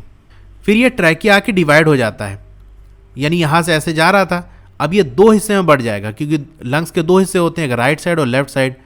तो ये जो डिवीज़न होता है हमारा, इसे हम ब्रोंकाई कहते हैं। यहाँ देख सकते हो ये ब्रोंकाई है दोनों तरफ। उसके बाद ये फर्दर आके और इसकी ब्रांचेस निकल जाती हैं, और इन ब्रांचेस को हम क्या कहते हैं? ब्रोंकियोल्स कहते हैं, ठीक है। यहीं पर इसके एंड में ऐसे बैलून टाइप का स्ट्रक्चर ऐसे बना होता है, ठीक है, जहाँ एयर जाके भरती है, ऐसे बना होता है, उसे हम एल्वेलाई कहते हैं। और उस एल्वेलाई के अंदर ऐसे बलून टाइप का होता है, ठीक है, ये देख सकते हो, यहाँ पर आप देख सकते हो गुच्छे जैसा है, इसे हम एल्वेलाई कहते हैं। और एक जो गोला होता है उसे हम एल्वेलस कहते हैं, ठीक है। एग्जाम्पल से ऐसे समझ सकते हो, जैसे ग्रेप्स है, अंगूर का पूरा गुच्छा वो आपका एल्वेलाई है, और एक अंगूर का दाना वो क्या है, एल्वेलस है, ठीक है, एक जो गोला होता है। तो जो हमारा ब्रोंकियोल्स है उसी के एंड में ये एल्वेलाइज फिक्स रहते हैं। इस एल्वेलाई के अंदर जो खाली जगह होती है उसे हम एल्वेलर सैक कहते हैं, ठीक है, जो यहाँ शो किया गया है एल्वेलर सैक। लंग्स के नीचे हमारे ये क्या होता है, डायफ्राम होता है, जो जब नीचे जाता है तो लंग्स एक्सपैंड कर जाता है। अभी हम इसको देखेंगे। ऊपर हमारे जो हड्डियाँ होती है उसे हम रिब्स कहते हैं, पसली, और ये हमारा दोनों लंग्स है, राइट और लेफ्ट। ये स्ट्रक्चर हो गया, ये डायग्राम हो गया। तो अब कहानी कुछ इस तरह से है कि जो एल्वेलाई की वॉल्स होती हैं वो एक एक्सटेंसिव नेटवर्क होता है ब्लड वेसल का, यानी एक जाल सा पूरा होता है, ढेर सारी ब्लड वेसल्स वहाँ से गुजर रही होती हैं, जिसके ज़रिए एक्सचेंज एक्टिविटी होती है, ठीक है। जैसे हमारे एल्वेलाई है तो यहाँ पर जो एयर आकर यहाँ भरेगी, फाइनली यहाँ पर आकर भर जाएगी, ठीक है, और यहाँ पर जो ऑक्सीजन है वो चला जाएगा ब्लड के अंदर, और ब्लड से फिर सेल तक पहुँच जाएगा। फिर सेल से जो ब्लड कार्बन डाइऑक्साइड लेकर आ रहा है वो भी ब्लड से इस एल्वेलाई के अंदर एंटर होगा, और इसी के ज़रिए होते हुए वो बाहर निकल जाएगा, ठीक है। तो एल्वेलाई के अंदर जब एयर भरती है तो ये फूल जाते हैं, ठीक है, बड़े हो जाते हैं, और जब बाहर निकलती है तो ये छोटे हो जाते हैं, ठीक है। अब ये देखो, हम सांस लेते हैं और सांस को जो बाहर निकालते हैं उसका प्रोसेस क्या है। तो अगर आपसे कहते हैं ब्रीद इन या इनहेल करना, सांस को अंदर लेना, या इंस्पायर करना एयर, तीनों एक ही चीज़ है, ठीक है। तो उस केस में क्या होता है, यहाँ पर देखो थोड़ा सा डायग्राम और हेडिंग इधर उधर हो गई, इसको मैं चेंज कर दूंगा नोट्स में। तो जब हम सांस अंदर लेते हैं तो क्या होता है, लंग्स हमारा फैल जाता है। ये दूसरा वाला डायग्राम इसका होगा, ठीक है। तो देख रहे हो, लंग्स बड़ा हो गया है, और जो डायफ्राम है हमारा वो फ्लैट हो जाता है। ये डायफ्राम जो होता है पहले नीचे आता है, नीचे आता है तो स्पेस बन जाती है, जिससे लंग्स भी हमारा फैल जाता है, और लंग्स जब बड़ा होता है तो खाली जगह बनती है उसके अंदर, जिसकी वजह से एयर अंदर पहुंच जाती है, ठीक है। वही जब हम ब्रीद आउट करते हैं, सांस बाहर निकालते हैं, या एक्सेल करते हैं, या एक्सपायर करते हैं एयर को, तो क्या होता है, ये देखो, डायफ्राम पहले ऊपर जाता है, स्पेस कम होती है, लंग्स छोटे हो जाते हैं, एयर को पुश करके बाहर निकाल देते हैं, ठीक है। यही कहानी यहाँ पर लिखी हुई है। जब हम सांस अंदर लेते हैं तो हमारी जो पसलियाँ होती है वो ऊपर उठती हैं, ठीक है। आप सांस लेते हो तो क्या होता है, चेस्ट आपका बाहर की तरफ आता है, यानी जो पसलियाँ हैं, रिब्स हैं, वो आगे की तरफ आती हैं, और हमारा जो डायाफ्राम है वो फ्लैट हो जाता है, जैसे कि आप दूसरे वाले डायग्राम में देख सकते हो। फ्लैट कैसे हो जाता है, जब नीचे जाता है तो वो फ्लैट हो जाता है, और जो चेस्ट की कैविटी है वो बढ़ जाती है, जिससे लंग्स भी एक्सपैंड कर जाता है। अब यहाँ पर आप देख सकते हो ब्लड वेसल है जिसके अंदर ब्लड फ्लो कर रहा है। तो ब्लड में बहुत सारी चीज़ें होती हैं, बहुत सी चीज़ों से मिल के ब्लड बना होता है। जैसे आपका उसके अंदर RBCs प्रेजेंट रहते हैं, WBC प्रेजेंट रहता है, प्लाज्मा प्रेजेंट रहता है, ठीक है, इस तरह की चीज़ें रहती हैं जो अपने काम का है, बस वही देखना है। तो आपका जो RBC होता है, रेड ब्लड कॉर्पसल्स, उसके अंदर एक चीज़ प्रेजेंट रहती है जिसे हम हीमोग्लोबिन कहते हैं। हीमोग्लोबिन क्या है, रेस्पिरेटरी पिगमेंट। पिगमेंट क्या होता है, कोई कलरफुल चीज़ होती है उसे हम पिगमेंट कहते हैं, ठीक है, कलरफुल सब्सटेंस को। तो ये कैसा कलरफुल सब्सटेंस है, रेस्पिरेटरी, यानी रेस्पिरेशन में मदद करता है। तो RBC के अंदर प्रेजेंट रहता है हीमोग्लोबिन, और इसकी खासियत ये है कि has a very high affinity, यानी अट्रैक्शन फॉर ऑक्सीजन। ऑक्सीजन से इसका बहुत ज़्यादा लगाव है, बहुत ज़्यादा अट्रैक्शन है। तो ऑक्सीजन जब ब्लड के अंदर जैसा ही इंटर करता है इसको खींच लेता है, और फिर RBC के साथ ही साथ ये भी ऑक्सीजन भी फ्लो करने लगता है, और जहाँ ज़रूरत होती है वहाँ तक पहुँच जाता है ये। तो ये हीमोग्लोबिन कहाँ प्रेजेंट रहते हैं, रेड ब्लड कॉर्पसल्स के अंदर प्रेजेंट रहते हैं, ठीक है। तो ऑक्सीजन का ट्रांसपोर्ट कैसे होता है ये आप समझ गए। RBC के साथ ही साथ ऑक्सीजन भी चला जाता है। ऑक्सीजन को ट्रांसपोर्ट करने का काम RBC का होता है, और क्यों करता है, क्योंकि RBC के अंदर हीमोग्लोबिन प्रेजेंट रहता है, जिसकी ऑक्सीजन से अच्छा खासा रिश्ता है और उसे अपने साथ वो जोड़ लेता है।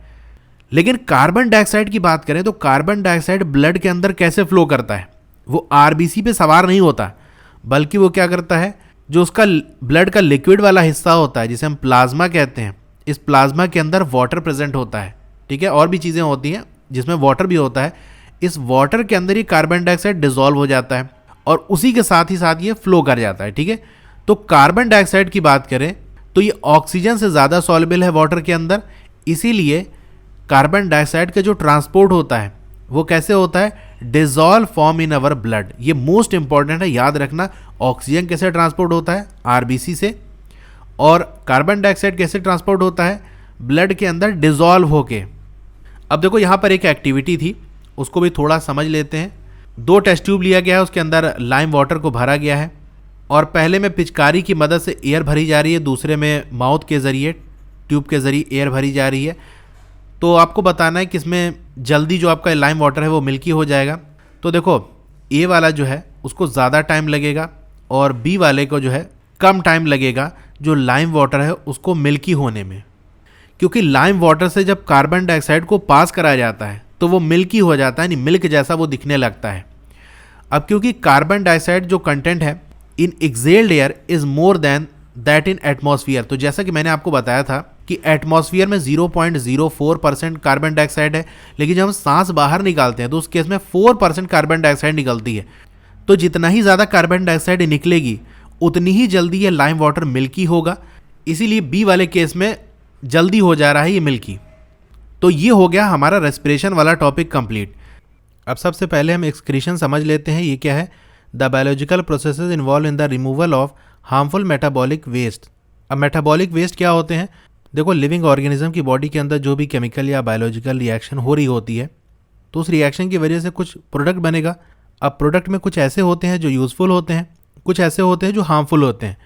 तो वही जो हार्मफुल वाले वेस्ट मटेरियल होते हैं जिसको बॉडी से निकालने की ज़रूरत होती है वही हमारे मेटाबॉलिक वेस्ट होते हैं, ठीक है। हार्मफुल वाले कौन से मटेरियल हैं जो कि हार्मफुल होते हैं, ये आपके नाइट्रोजिनस मटेरियल होते हैं, यानी ऐसे कंपाउंड होते हैं जिनके अंदर नाइट्रोजन प्रेजेंट होता है। तो यही जो हार्मफुल वेस्ट या नाइट्रोजनस मटेरियल है इसको बॉडी से बाहर निकालने वाला जो प्रोसेस होता है वही एक्सक्रीशन हमारा कहलाता है। सबसे पहले हम एक्सक्रीशन इन ह्यूमन बींग्स पढ़ लेते हैं कि इंसानों के अंदर कैसे एक्सक्रीशन वाला प्रोसेस होता है। अब ह्यूमन एक्सक्रीटरी सिस्टम में कौन कौन से पार्ट होते हैं, देखो पेयर ऑफ किडनी होती है यानी 2 किडनीज होती हैं, और पेयर ऑफ यूरेटर्स होता है यानी 2 यूरेटर आपका होता है, यूरिनरी ब्लेडर होता है और यूरेथ्रा होता है, ठीक है। तो चलिए एक एक का काम हम समझते हैं। सबसे पहले किडनी की बात कर लेते हैं। तो यहाँ से क्या होता है, यूरिन प्रोड्यूस होता है। ये आपकी दोनों साइड देख सकते हो किडनी है, ये वाली आपकी लेफ्ट किडनी होगी और ये आपकी राइट होगी। जैसे हमने हार्ट में देखा था ना कि हम सामने वाले बंदे की स्टडी कर रहे होते हैं, हमारा जो राइट है वो सामने वाले बंदे का लेफ्ट होगा, तो इसीलिए यहाँ पर होता है। और ये देख सकते हो ये पाइप जैसा जो निकल रहा है ये आपका यूरेटर है, ये भी लेफ्ट और राइट होता है। तो किडनी के अंदर क्या होता है, आपका ब्लड फिल्टर होता है, उसमें से जो वेस्ट मटेरियल है वो निकलते हैं और इसी यूरेटर के थ्रू होते हुए कहाँ आ जाते हैं, आपके यूरिनरी ब्लेडर के अंदर, ठीक है।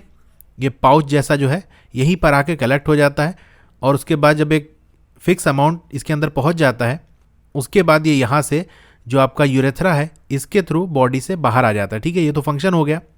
तो किडनी के बारे में हमने क्या देखा कि किडनी के अंदर यूरिन प्रोड्यूस होता है, कैसे ये बनता है अभी हम देखेंगे। और जो आपका पेयर ऑफ यूरेटर्स हैं पाइप जैसे, वो क्या करते हैं, पास करेंगे, ट्रांसफ़र करने का काम है। कहाँ से कहाँ ट्रांसफ़र करेंगे, आपका जो किडनी है वहाँ से जो आपका यूरिनरी ब्लेडर है वहाँ पर पहुँचाएंगे, ठीक है। ये आपका यूरिनरी ब्लेडर है, यहाँ पर आके यूरिन स्टोर होगा। उसके बाद जब हम चाहेंगे तो इस यूरेथ्रा के थ्रू यूरिन रिलीज हो जाएगा, यानी बॉडी से बाहर निकल जाएगा, ठीक है। तो अब हम देखते हैं कि हाउ यूरिन इज प्रोड्यूस, किस तरह से यूरिन प्रोड्यूस होता है। तो सबसे पहला सवाल तो ये होगा कि क्यों बनता है यूरिन, पर्पस जान लेते हैं। तो पर्पस है to filter out nitrogenous waste, यानी जो आपका नाइट्रोजनस वेस्ट है उसको फिल्टर करना, यानी ब्लड के अंदर वो होते हैं नाइट्रोजनस वेस्ट, जैसे आपका यूरिया हो गया, यूरिक एसिड हो गया, ये दोनों नाम आप याद रखना कि ह्यूमंस के अंदर क्या चीज़ होती है जो कि रिमूव होती है एक्सक्रीशन प्रोसेस के जरिए। तो आपका यूरिया हो गया, यूरिक एसिड हो गया, ये आपको लिखा होगा सिंपल, नाइट्रोजनस वेस्ट, तो एक ही बात है। तो सेल के अंदर जब रिएक्शन होती है तो वहाँ से ये सब बनते हैं और ब्लड के अंदर चले आते हैं। अब इसी ब्लड से जब ये सारे वेस्ट मटेरियल रिलीज होते हैं, साथ में इनके वाटर होता है, तो यही सब मिलाकर आपका यूरिन बनता है। चलिए देखते हैं इसको, मैंने देखो फ्लो डायग्राम से बनाया है यहाँ पर ताकि आपको आसानी से अच्छे से समझ में आ जाए। यहाँ पर आपकी रीनल आर्टरी होती है, यानी इसके अंदर ब्लड फ्लो कर रहा होता है। ये जो ब्लड होता है कैसा होता है, डर्टी ब्लड होता है, यानी इसके अंदर वेस्ट मटेरियल होता है, जो हमारा नाइट्रोजनस वेस्ट हो गया, जैसे यूरिया हो गया, यूरिक एसिड हो गया, ये इसके अंदर फ्लो कर रहा होता है। ये किडनी के अंदर इंटर करता है तो वहाँ पर आपको नेफ्रॉन्स मिलेंगे, ठीक है। बहुत ढेर सारे, यानी मिलियंस ऑफ नेफ्रॉन्स होते हैं किडनी के अंदर, वो मिलेंगे और यही क्या करते हैं, फिल्टर करते हैं। जैसे कि आप देख सकते हो यहाँ पर लिखा हुआ है बेसिक फिल्ट्रेशन यूनिट किडनी के अंदर क्या होती है, जो फिल्टर करती है वो आपके नेफ्रॉन्स होते हैं। अब ये जो हमारा डायग्राम है ये नेफ्रॉन का स्ट्रक्चर यानी फ्लो डायग्राम है। एग्जैक्ट जो डायग्राम है वो आपका यहाँ ऊपर दिया हुआ है, ठीक है। इसको अभी हम देखेंगे बाद में, पहले यहाँ फंक्शन हम समझ लेते हैं। तो यहाँ से डर्टी ब्लड आया, ये आपका ग्लोमेरुलस के अंदर आ जाएगा, ठीक है। यहाँ पर इसका फिल्ट्रेशन होगा, फिल्टर होके ये कहाँ पर जाएगा, ये आपका जो बोमेंस कैप्सूल है इसके अंदर ये चला जाएगा, जो आपका वेस्ट मटेरियल था, ठीक है। बाकी ब्लड आपका आगे निकल जाएगा, ठीक है। यहाँ पर क्या आ जाएगा, ये जो येलो कलर से आप देख रहे हो ये आपका फिल्ट्रेट है। फिल्ट्रेट का मतलब जो वेस्ट मटेरियल फिल्टर होके बचा है वही आपका फिल्ट्रेट होता है, बाकी ब्लड तो आगे निकल गया। अब ये जो फिल्ट्रेट होता है, यानी जो ग्लोमेरुलस के अंदर यहाँ पर जो फिल्ट्रेशन होता है, इसे हम अल्ट्रा फिल्ट्रेशन कहते हैं, यानी बहुत हाई लेवल का फिल्ट्रेशन होता है। तो वेस्ट मटेरियल तो रिमूव होता ही होता है, साथ ही साथ कुछ काम की चीज़ें भी रिमूव हो जाती हैं, तो वो पूरा यहाँ से फ्लो करते हुए आती हैं। अब काम की चीज़ों में क्या क्या हो सकता है, देखो एक तो आपका ग्लूकोज होता है, अमीनो एसिड होता है, सॉल्ट होता है, और एक अच्छी खासे अमाउंट में यानी बहुत ज़्यादा अमाउंट में वाटर होता है, जो कि ग्लोमेरुलस में फिल्टर होकर ये यहाँ पर बोमेंस कैप्सूल के अंदर आ जाता है। अब ये जो चीज़ें हैं ये बॉडी को ज़रूरत है, ग्लूकोज की, अमीनो एसिड, सॉल्ट वगैरह की ज़रूरत है, और वाटर काफ़ी ज़्यादा निकल जाता है, इतनी रिक्वायरमेंट होती नहीं। तो क्या होता है, फिर ये एब्जॉर्ब होता है, यानी यहाँ से चला जाता है फिर से ब्लड वेसल के अंदर, ठीक है। यहाँ ग्लूकोज चला गया, अमीनो एसिड हो गया, सॉल्ट हो गया, वाटर ये चला जाता है यहाँ पर। तो फिर यहाँ से जो ब्लड आता है वो एक तो फिल्टर हो गया होता है, दूसरी जितनी भी ज़रूरत की चीज़ें थी जो कि पहली बार में रिमूव हो चुकी थी वो भी अब वापस आ गई। तो अच्छा वाला ब्लड, अब जो क्लीन ब्लड है वो रीनल वेन के थ्रू होते हुए फिर आगे बढ़ जाता है। और यहाँ से ये जो जितनी काम की चीज़ें हैं ये एब्जॉर्ब हो जाने के बाद जो बाकी बचता है वो कहा जाता है कलेक्टिंग डक्ट के अंदर, और यही जो होता है आपका, यही आपका यूरिन होता है, जो आगे जाके फिर बॉडी से रिलीज़ हो जाता है, जिसका फंक्शन हमने देखा था, यानी यहाँ से आके फिर किडनी से बाहर हो जाता है। अब यहाँ देख सकते हो फिगर 6.14 जो आपके बुक में बना हुआ है, तो ये थोड़ा कॉम्प्लिकेटेड डायग्राम है, यहाँ से समझाते तो शायद आपको अच्छे से समझ ना आता, लेकिन अब मैं समझा देता हूँ, अब आपको यहाँ से समझ में आएगा। तो ये आपका रीनल आर्टरी होती है, यहीं ब्लड फ्लो कर रहा होता है, जो डर्टी ब्लड होता है जिसके अंदर वेस्ट मटेरियल होता है ये अंदर जाता है, यहाँ पर आपका ग्लोमेरुलस होता है, ठीक है। यहीं पर फिल्टर होता है, फिल्टर होकर आपका जो बोमेंस कैप्सूल है एक कप टाइप का होता है, इसके अंदर चला जाता है। जो येलो वाला पूरा देख रहे हो ना, यही आपका पूरा ट्यूब है जिसके अंदर वेस्ट मटेरियल चलता है। फिर यहाँ से ब्लड क्या होता है, आगे निकल जाता है। अब ये ब्लड क्लीन तो हो गया है, लेकिन काम की चीज़ें भी इसके साथ यहाँ पर रिमूव हो चुकी हैं। तो जब यहाँ चलता है तो साथ ही साथ में देख रहे हो फिर से एब्जॉर्प्शन हो जाता है, और फिर यहाँ से जब रीनल वेन में निकलता है तो क्लीन वाला ब्लड निकलता है, जिसके अंदर काम की चीज़ें भी, यूज़फुल वाली चीज़ें भी मौजूद रहती हैं। बाकी जो वेस्ट मटेरियल होता है ये येलो वाले ट्यूब से होते हुए आकर ये कलेक्टिंग डक्ट के थ्रू होते हुए बाहर निकल जाता है। ये सारे जो पार्ट्स हैं वो बहुत इंपॉर्टेंट है, आपसे पूछ सकता है कि आपको ये क्या है, तो आपको सब याद रखना है कि ये वाला हिस्सा क्या है आपका, ठीक है। बोमेंस कैप्सूल, ग्लोमेरुलस, ऐसे एग्जाम में आपको एरो बनाकर दे देगा और आपसे पूछेगा बताओ ये क्या है यहाँ पर, तो आप बताना ये कलेक्टिंग डक्ट है। तो डायग्राम बनाना आपको नहीं सीखना है, लेकिन कहाँ पर कौन सा पार्ट है ये आपको पता होना चाहिए।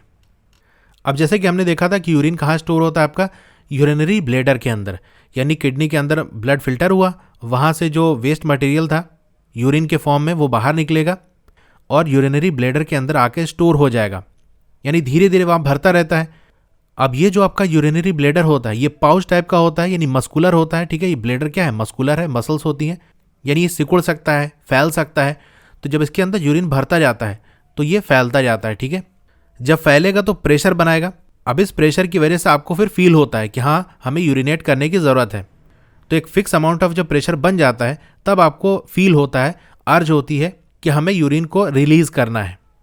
अब इस चीज़ को हम कंट्रोल कर सकते हैं कि कब हमें यूरिनेट करना है। कैसे कंट्रोल कर पाते हैं, क्योंकि हमारे नर्वस सिस्टम के कंट्रोल में होता है, यानी हमारे ब्रेन के कंट्रोल में होता है। हम जब चाहेंगे तभी यूरिनेट करेंगे। अब आर्टिफिशियल किडनी का थोड़ा फंक्शन वगैरह आपके बुक में दिया है, वो इतना इंपॉर्टेंट है नहीं, कभी एग्जाम में वहाँ से आया नहीं है। बस थोड़ा सा इतना याद रख लेना कि आर्टिफिशियल किडनी जो है आपका, या आपको हीमोडायलिसिस कहते हैं। तो डायलिसिस में क्या होता है, जो काम आपकी किडनी कर रही होती है, अगर किडनी वो काम नहीं कर पाती तो क्या होता है, बाहर से एक सिस्टम लगाते हैं, पूरा मशीन होता है, पूरा सेटअप होता है, उसके थ्रू हम ब्लड को फिल्टर करते हैं। उसी प्रोसेस को हम डायलिसिस कहते हैं। अब प्लांट्स की बात कर लेते हैं, एक्सक्रीशन इन प्लांट्स कैसे होता है ये। तो देखो प्लांट के अंदर बहुत सारे वेस्ट मटेरियल जनरेट होते हैं और बहुत अलग अलग तरीके से वो प्लांट की बॉडी से रिलीज़ होते हैं। जैसा कि हमने ऑक्सीजन के बारे में देखा था कि फोटोसिंथेसिस के थ्रू ऑक्सीजन जनरेट होती है और ये रिलीज़ हो जाती है। कैसे रिलीज़ होती है, वही स्टोमेटा के जरिए, लीव्स में जो हमारे स्टोमेटा पोर्स होते हैं वहीं से ये गैसेस एक्सचेंज होती है। अब ऑक्सीजन कब रिलीज होती है? डे टाइम में होती है। इसी तरह आपका कार्बन डाइऑक्साइड हो गया, ये रेस्पिरेशन की वजह से रिलीज होती है, ये जनरली आपका नाइट में रिलीज होता है। ठीक है, ये सारा हमने देखा था कि डे में क्यों होती है, नाइट में क्यों होती है, ये हमने रेस्पिरेशन वाले टॉपिक में कवर कर लिया था। अब बहुत से जो वेस्ट प्रोडक्ट होते हैं वो कहाँ स्टोर होते हैं? प्लांट के जो सेलुलर वैक्यूल्स होते हैं। वैक्यूल्स क्या होते हैं? जो खाली जगह होती है ना, उसे हम वैक्यूल्स कहते हैं। तो सेल के अंदर जो खाली जगह होती हैं वहीं आकर ये वेस्ट मटेरियल कलेक्ट हो जाते हैं। बहुत से वेस्ट प्रोडक्ट ऐसे होते हैं जो कि लीव्स के अंदर स्टोर हो जाते हैं। अब जब लीव गिरती है यानी पत्तियां झड़ती हैं तो वो उसी के साथ रिमूव हो जाते हैं। और दूसरे तरीके के जो वेस्ट प्रोडक्ट हैं वो स्टोर होते हैं किस फॉर्म में? आपका रेजिन्स और गम्स के फॉर्म में, खासतौर से जो आपका ओल्ड जाइलम होता है उसमें। तो ये मोस्ट इंपॉर्टेंट है कि रेजिन्स और गम्स क्या है? ये प्लांट के एक्सक्रीटरी प्रोडक्ट हैं या कह सकते हो वेस्ट प्रोडक्ट हैं। गम्स वगैरह आपने देखा होगा पेड़ में अक्सर वो ड्रॉप जैसा निकलता है, वो थोड़ा सा रेडिश टाइप का होता है, ट्रांसपेरेंट टाइप का, वो चिपचिपा टाइप का होता है, वही आपका रेजिन्स और गम्स होता है। तो वो प्लांट का क्या होता है? वेस्ट मटेरियल होता है जो कि प्लांट से बाहर निकल आता है। अब बहुत से ऐसे वेस्ट मटेरियल होते हैं जो कि प्लांट सॉइल के अंदर ही रिलीज कर देता है, जैसे रूट्स वगैरह के अंदर है तो उससे सॉइल के अंदर ही चला जाता है। तो बहुत सारे वेस्ट मटेरियल जनरेट होते हैं प्लांट के अंदर और अलग अलग तरीके से वो रिलीज हो जाते हैं। तो एक्सक्रीशन वाले टॉपिक में हमारा बस इतना ही था। यहाँ आकर हमारा ये चैप्टर पूरा कंप्लीट हो जाता है। तो आपको ये वीडियो कैसी लगी कमेंट करके ज़रूर बताइए। अच्छी लगी हो तो लाइक करिए और अगर आप चैनल पर नए हैं तो चैनल को सब्सक्राइब ज़रूर करिए। उसके बगल में एक बेल का आइकन होगा, उसको दबा के ऑल पे क्लिक कर देंगे तो जब भी नई वीडियो आएगी आपको मैसेज आ जाएगा। तो इस तरह से जो भी वीडियोस आएंगी वो प्लेलिस्ट में आपको सब मिल जाएंगी। प्लेलिस्ट का लिंक आपको डिस्क्रिप्शन में मिल जाएगा। प्लेलिस्ट का नाम होगा क्लास 10 साइंस धमाका सीरीज़। इस तरीके से और जो भी सब्जेक्ट्स की जो वीडियोज़ आएंगी उनका लिंक भी आपको डिस्क्रिप्शन में मिल जाएगा, या आप डायरेक्टली प्लेलिस्ट विजिट करके यानी चैनल को सर्च कर लेना, CBSE वर्ड्स डी के आगे Z लगाना है। ठीक है, और चैनल को ओपन करोगे तो होम वीडियो प्लेलिस्ट दिख रहा होगा ऊपर, प्लेलिस्ट पे क्लिक करोगे, स्क्रॉल डाउन करोगे तो CBSE क्लास 10 वाला जो सेक्शन है वहाँ आपको मिल जाएगा। ठीक है, तो कहीं से भी देख सकते हो। और इस वीडियो को यार ज़्यादा से ज़्यादा आप शेयर करो, क्योंकि आप शेयर करोगे तभी आगे वीडियो बनाने का मोटिवेशन मिलता है, फिर मन करता है कि वीडियो बनाई जाए। इसका जो नोट्स है मैं टेलीग्राम पे शेयर कर दूंगा, वहाँ से आप डाउनलोड कर सकते हो। ठीक है, फिर मिलते हैं अगली वीडियो में। Thank you.